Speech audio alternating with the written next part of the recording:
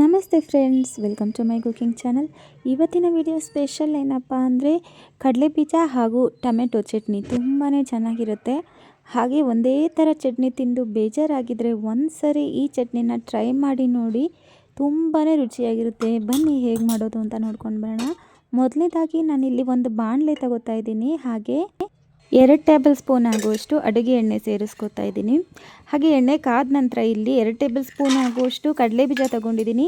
ಹಾಗೆ 1 table spoon ಆಗುವಷ್ಟು ಕಡಲೆಬೇಳೆ ತೊಗೊಂಡಿದ್ದೀನಿ. ಹಾಗೆ ಇವನ್ನು ಹುರ್ಕೋಬೇಕಾಗುತ್ತೆ. ಸ್ವಲ್ಪ ಹೊತ್ತು ಹುರ್ಕೊಂಡ್ರೆ ಆಯಿತು. ಒಂದು ಸ್ವಲ್ಪ ಹೊಂಬಣ್ಣ ಬರೋವರೆಗೂ ಇದನ್ನು ಹುರ್ಕೋಬೇಕಾಗುತ್ತೆ. ಲೋ ಟು ಮೀಡಿಯಮ್ ಫ್ಲೇಮಲ್ಲಿ ಇಟ್ಕೊಂಡು ಇದನ್ನು 1-2 ನಿಮಿಷಗಳ ಕಾಲ ಈ ರೀತಿಯಾಗಿ ಹುರ್ಕೋಬೇಕಾಗುತ್ತೆ. ಹಾಗೆ ಇದು ಸ್ವಲ್ಪ ಹುರ್ಕೊಂಡು ಆದ ನಂತರ ನಾನಿಲ್ಲಿ ಬ್ಯಾಡಗಿ ಮೆಣಸಿನ್ಕಾಯಿ ತಗೋತಾ ಇದ್ದೀನಿ. ನಿಮಗೆ ಖಾರ ಸ್ವಲ್ಪ ಜಾಸ್ತಿ ಬೇಕು ಅಂದರೆ 1-2 ಹಸಿ ಮೆಣಸಿನ್ಕಾಯಿ ಕೂಡ ಹಾಕೋಬೋದು. ಹಾಗೆ ನಾನಿಲ್ಲಿ ಒಂದು 5-6 ಬ್ಯಾಡಗಿ ಮೆಣಸಿನ್ಕಾಯಿ ಸೇರಿಸ್ತಾ ಇದ್ದೀನಿ. ಬ್ಯಾಡಗಿ ಮೆಣಸಿನ್ಕಾಯಿ ಅಷ್ಟು ಖಾರ ಇರೋದಿಲ್ಲ ಅಲ್ವಾ, ಹಾಗಾಗಿ ನಾನಿಲ್ಲಿ 1-2 ಹಸಿ ಮೆಣಸಿನ್ಕಾಯಿ ಕೂಡ ಸೇರಿಸ್ಕೊತಾ ಇದ್ದೀನಿ. ಖಾರ ಬೇಡ ಅಂದವರು ಹಸಿ ಮೆಣಸಿನ್ಕಾಯಿ ಏನಿದೆ ಅದನ್ನು ಸ್ಕಿಪ್ ಮಾಡ್ಕೋಬಹುದು. ಹಾಗೆ ಇದನ್ನು ಕೂಡ 1-2 ನಿಮಿಷಗಳ ಕಾಲ ಇದನ್ನು ಫ್ರೈ ಮಾಡ್ಕೋಬೇಕಾಗತ್ತೆ. ಹಾಗೆ ಇದು 2 ನಿಮಿಷಗಳ ಕಾಲ ಫ್ರೈ ಆದ ನಂತರ ನಾನಿಲ್ಲಿ 1 ಉಂಡೆ ಬೆಳ್ಳುಳ್ಳಿನ ಬಿಡಿಸಿ ಇಟ್ಕೊಂಡಿದ್ದೀನಿ. ಅದನ್ನು ಕೂಡ ನಾನಿಲ್ಲಿ ಇದಕ್ಕೇ ಸೇರಿಸ್ಕೊತಾ ಇದ್ದೀನಿ ಒಗ್ಗರಣೆಗೆ. ಇದನ್ನು ಕೂಡ ನೀಟಾಗಿ ಹುರ್ಕೋಬೇಕಾಗುತ್ತೆ. ಬೆಳ್ಳುಳ್ಳಿ, ಒಣಮೆಣಸಿನ್ಕಾಯಿ, ಹಸಿಮೆಣಸಿನ್ಕಾಯಿ ಎಲ್ಲನೂ ಈ ರೀತಿಯಾಗಿ ಹುರ್ಕೋಬೇಕಾಗತ್ತೆ. ಇದಾದ ನಂತರ ನಾನಿಲ್ಲಿ 2 ಈರುಳ್ಳಿ ಹಾಗೂ 3 ಟೊಮೆಟೊ ತೊಗೊಂಡಿದ್ದೀನಿ. ಇಲ್ಲಿ ಟೊಮೆಟೊ ಫ್ಲೇವರ್ ಜಾಸ್ತಿ ಬೇಕು ಅಂದವರು ಇನ್ನೂ 2 ಟೊಮೆಟೊ ಸೇರಿಸ್ಕೋಬಹುದು. ಇಲ್ಲಿ ನಾನು ಕೇವಲ ಇಬ್ಬರಿಗೋಸ್ಕರ ಮಾಡ್ಕೋತಾ ಇರೋದ್ರಿಂದ ನಮಗೆ 2 ಈರುಳ್ಳಿ 3 ಟೊಮೆಟೊ ಸಾಕಾಗುತ್ತೆ. ಹಾಗೆ ಇಲ್ಲಿ ನಾನು ಹಾಕ್ಕೊಂಡಿರುವಂತಹ ಪದಾರ್ಥಗಳೇನಿದೆ ಅದೆಲ್ಲ ನೀಟಾಗಿ ಬೇಯಬೇಕು. ಹಾಗೆ ಟೊಮೆಟೊ ಏನಿದೆ ಅದು ಸ್ವಲ್ಪ ಮ್ಯಾಶ್ ಆಗಬೇಕು. ಅದಕ್ಕೋಸ್ಕರ ನಾನಿಲ್ಲಿ ಒಂದು ಸ್ವಲ್ಪ ಉಪ್ಪನ್ನು ಸೇರಿಸ್ತಾ ಇದ್ದೀನಿ. ಉಪ್ಪು ಹಾಕೋದ್ರಿಂದ ಟೊಮೆಟೊ ಸ್ವಲ್ಪ ಬೇಗ ಬೇಯುತ್ತೆ. ಹಾಗಾಗಿ ಇದನ್ನು ಈ ರೀತಿಯಾಗಿ ಮಿಕ್ಸ್ ಮಾಡ್ಕೋತಾ ಇದ್ದೀನಿ. 1-2 ನಿಮಿಷಗಳ ಕಾಲ ಈ ರೀತಿಯಾಗಿ ಹುರ್ಕೋಬೇಕಾಗುತ್ತೆ. ಹಾಗೆ ನೀಟಾಗಿ ಎಲ್ಲ ಉಪ್ಪು ಎಲ್ಲ ಕಡೆ ಹೋಗೋ ಹಾಗೆ ಒಮ್ಮೆ ಮಿಕ್ಸ್ ಮಾಡಿಕೊಂಡು ನಾನಿಲ್ಲಿ ಮೀಡಿಯಮ್ ಫ್ಲೇಮ್ನಲ್ಲಿ ಇಟ್ಕೊಂಡು ಇದನ್ನು ಸ್ವಲ್ಪ ಹೊತ್ತು ಕ್ಲೋಸ್ ಮಾಡಿ ಬಿಡ್ತೀನಿ. ಹಬೆಯಲ್ಲಿ ತುಂಬ ಚೆನ್ನಾಗಿ ಬೇಯ್ಕೊಳ್ಳುತ್ತೆ. ಹಾಗಾಗಿ ಈ ರೀತಿಯಾಗಿ 1-2 ನಿಮಿಷಗಳ ಕಾಲ ಬೇಯಿಸೋದು, ಮತ್ತು ಈ ರೀತಿಯಾಗಿ ಕೈ ಆಡಿಸ್ಕೊಳ್ಳೋದು, ಹಾಗೆ ಮತ್ತೆ ಮುಚ್ಚಿ ಇಟ್ಬಿಟ್ಟು ನಾನು ಈ ರೀತಿಯಾಗಿಯೇ ಬೇಯಿಸ್ಕೋತೀನಿ. ಪ್ರತಿ ಸಾರಿನೂ 1-2 ನಿಮಿಷಗಳ ಕಾಲ ಈ ರೀತಿಯಾಗಿ ಬೇಯಿಸ್ಕೊಂಡ್ರೆ ತುಂಬ ಚೆನ್ನಾಗಿ ಬೇಯುತ್ತೆ.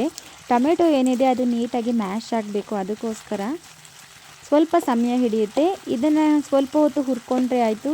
ಹಾಗೆ ಈ ಚಟ್ನಿಗೆ ನಾವಿಲ್ಲಿ ತೆಂಗಿನಕಾಯಿ ಬಳಸ್ತಾ ಇಲ್ಲ. ತೆಂಗಿನಕಾಯಿ ಇಲ್ಲದೇ ಈ ರೀತಿಯಾಗಿ ಮಾಡ್ಕೊಂಡು ನೋಡಿ, ತುಂಬಾ ರುಚಿಯಾಗಿರುತ್ತೆ. ಇಡ್ಲಿ ಜೊತೆ, ದೋಸೆ ಜೊತೆ, ಪೂರಿ ಜೊತೆ, ಹಾಗೆ ಚಪಾತಿ ಜೊತೆ, ರೊಟ್ಟಿ ಜೊತೆ ಎಲ್ಲ ಅದ್ರ ಜೊತೆನೂ ಒಳ್ಳೆ ಕಾಂಬಿನೇಷನ್ ಅಂತಲೇ ಹೇಳ್ಬೋದು. ಹಾಗೆ ನೋಡಿ, ಇಷ್ಟು ಬೆಂದರೆ ಸಾಕು. ನಾನಿಲ್ಲಿ ಸ್ಟವ್ನ ಆಫ್ ಮಾಡಿಕೊಂಡು ಆರಲಿಕ್ಕೆ ಬಿಡ್ತಾ ಇದ್ದೀನಿ. ಈ ರೀತಿಯಾಗಿ ಸ್ವಲ್ಪ ದೂರ ಮಾಡ್ತಾ ಇದ್ದೀನಿ, ಹರಡ್ಕೊಳ್ತಾ ಇದ್ದೀನಿ ಬಾಣಲೆಯಲ್ಲಿ. ಹಾಗೆ ಒಂದು ಮಿಕ್ಸಿ ಜಾರ್ನ ತೊಗೊಂಡಿದ್ದೀನಿ. ಇದು ಸ್ವಲ್ಪ ಆರಿದ್ರೆ ಸಾಕು, ತುಂಬ ಬಿಸಿನೂ ಇರಬಾರ್ದು, ಈ ಕಡೆ ಪೂರ್ತಿ ಆರಿರಲೂಬಾರ್ದು. ನೋಡಿ, ಇಷ್ಟಾದರೆ ಸಾಕು. ಇದನ್ನು ನಾನಿಲ್ಲಿ ನೇರವಾಗಿ ಮಿಕ್ಸಿ ಜಾರ್ಗೆ ಹಾಕೋತಾ ಇದ್ದೀನಿ. ಬಿಸಿ ಇದ್ದಾಗ ಹಾಕ್ಕೊಳ್ಳಿಕ್ಕೆ ಹೋಗಬಾರ್ದು, ಸ್ವಲ್ಪ ಆರಿದ ನಂತರ ಹಾಕ್ಕೋಬೇಕಾಗತ್ತೆ.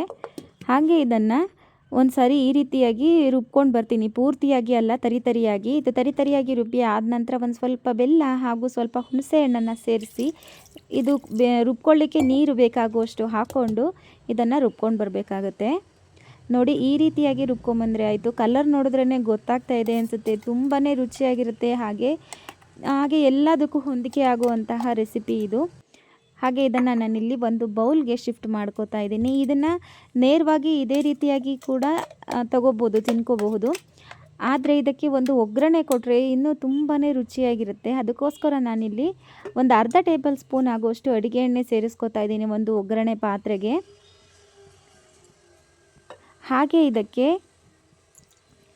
ಎಣ್ಣೆ ಕಾದ ನಂತರ ಸಾಸಿವೆ ಸೇರಿಸ್ಕೋತಾ ಇದ್ದೀನಿ. ನಾನಿಲ್ಲಿ ಸಾಸಿವೆ ಸಿಡಿದ ನಂತರ ನಾನಿಲ್ಲಿ ಒಂದು ಸ್ವಲ್ಪ ಕರಿಬೇವಿನ ಎಲೆಗಳನ್ನು ಸೇರಿಸ್ಕೋತಾ ಇದ್ದೀನಿ.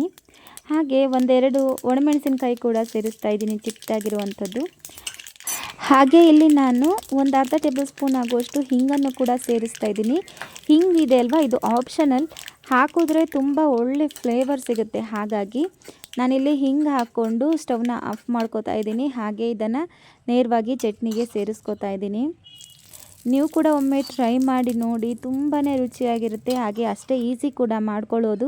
ಇಲ್ಲಿ ಯಾವುದೇ ತೆಂಗಿನಕಾಯಿ ಕೂಡ ಬಳಸಿಲ್ಲ. ಈ ರೀತಿಯಾಗಿ ಒಮ್ಮೆ ಟ್ರೈ ಮಾಡಿ ನೋಡಿ. ಈ ಮನೇಲಿ ಎಲ್ಲರೂ ಇದೇ ಚಟ್ನಿ ಬೇಕು ಅಂತ ಕೇಳ್ತಾರೆ. ಹಾಗೆ ಈ ವಿಡಿಯೋ ನಿಮಗೆ ಇಷ್ಟ ಆಗಿದ್ದರೆ ಲೈಕ್ ಮಾಡಿ, ಶೇರ್ ಮಾಡಿ, ಕಾಮೆಂಟ್ ಮಾಡಿ.